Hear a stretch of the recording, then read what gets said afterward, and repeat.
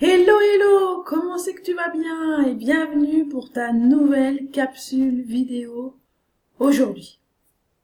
Alors, j'avais envie de faire suite à la vidéo précédente où je te demandais quelles étaient les cordes qui te retenaient et qui t'empêchaient d'avancer, de quitter ton passé pour aller vers ton avenir.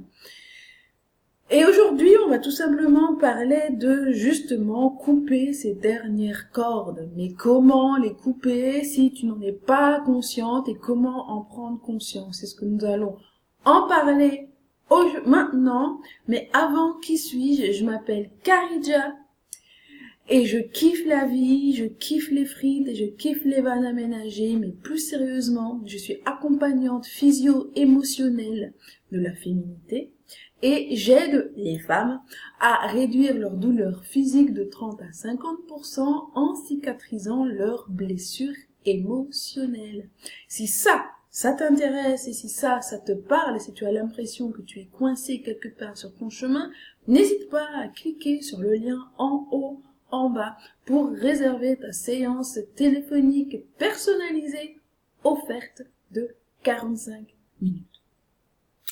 Alors, la vidéo précédente, je te posais la question de quelles étaient les cordes qui te retenaient. Mais parfois, les cordes sont tellement incrustées en nous que on n'a pas conscience d'être retenu.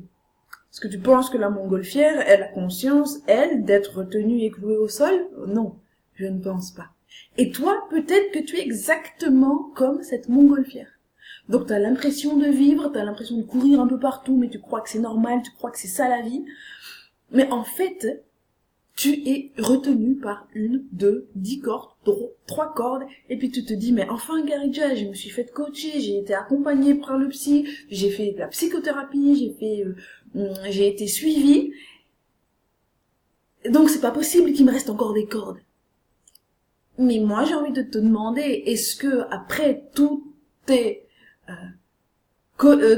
accompagnements, tous tes suivis, toutes tes psychothérapies, est-ce que tu t'es senti bien, mais pas mieux sur un court terme, mais bien sur un long terme? Est-ce que tu t'es senti soulagé? Est-ce que ta vie a changé entre avant ta thérapie et après? Mais radicalement changé, parce que on a vu aussi dans des vidéos précédentes que le changement est une décision et c'est radical et c'est maintenant.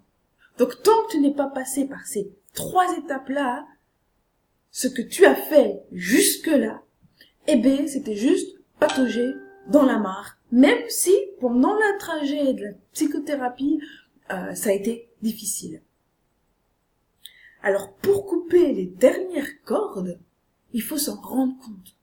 Et souvent, comme on vit avec soi-même depuis 10 ans, 15 ans, 20 ans, 30 ans, 50 ans, 40 ans, eh bien, on n'en a pas tout à fait conscience. Et c'est pour ça qu'à un moment ou à un autre de notre vie, il faut se faire accompagner.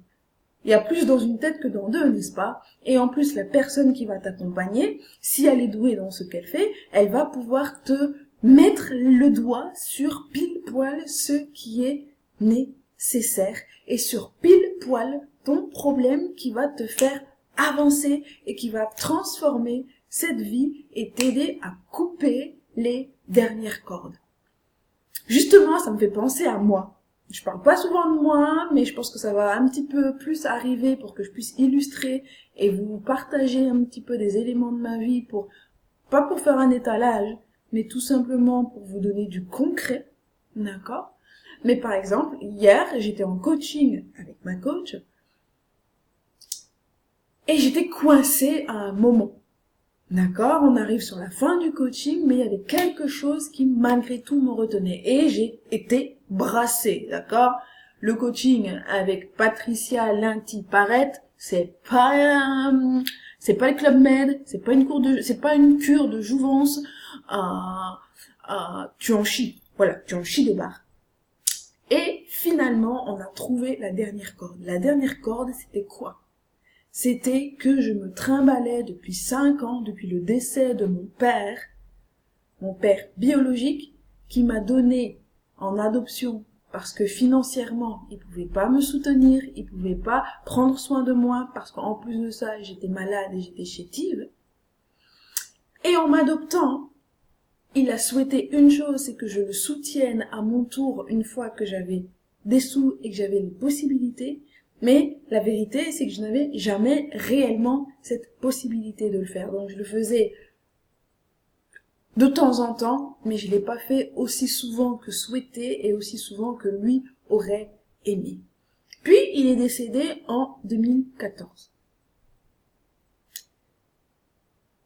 Et je n'ai pas fait mon deuil. D'accord? Parce que pour moi c'était de ma faute. C'était de ma faute s'il était mort. C'était de ma faute si j'avais pas envoyé de l'argent pour le soigner. C'était de ma faute si, donc comme c'était de ma faute, je n'avais pas le droit de pleurer. Mais du coup, comme mon adoption, autour de mon adoption, et la démarche d'adoption était liée à un manque d'argent, à chaque fois, dans ma vie, c'était cette situation-là. Quand je pense à ma vie, c'est je suis fauchée.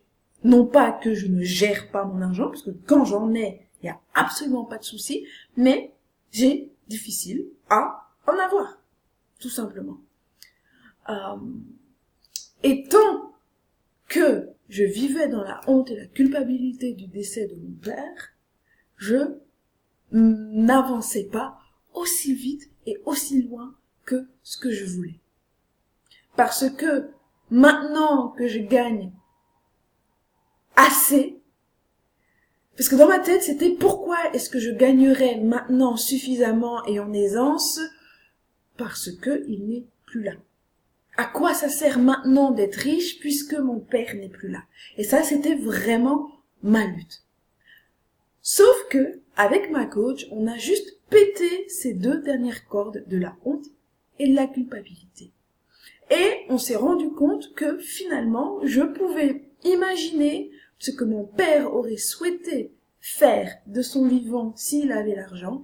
Et du coup, c'était à mon tour de prendre cette responsabilité, de prendre ce rôle à cœur pour pouvoir finalement perdurer la mémoire de mon père et surtout pouvoir tout simplement lui rendre d'une manière ou d'une autre l'argent que je n'ai pas pu lui donner. Et ces cordes, on est passé autour plusieurs fois. On a commencé le coaching, j'avais déjà mis ça en évidence. Et en le travaillant, et je l'ai travaillé sur les 3 mois, pendant les 3 mois, donc je pensais que les cordes étaient pétées. Puis avec ma coach, on s'est rendu compte que c'était encore là. Donc ce que je veux mettre en avant, c'est que pour rompre tes cordes, il faut que tu en sois consciente. Et que ce n'est pas parce que tu as fait 10 ans de psychothérapie que tu en es conscient. Parce que si tu es toujours au même point, c'est que finalement, tu n'as pas coupé les bonnes cordes ou en tout cas toutes les cordes. Et pour trouver les bonnes cordes, il est important de se faire accompagner correctement. Si tu as l'impression d'avoir encore des cordes à couper, si tu as l'impression de ne pas les avoir toutes coupées, n'hésite pas à cliquer sur le lien que tu vas voir en haut, en bas, en haut ou en bas, pardon, et on en discutera ensemble. Si tu réserves évidemment ta séance offerte de 45 minutes. Moi, je te dis à tout bientôt et d'ici là, porte-toi bien.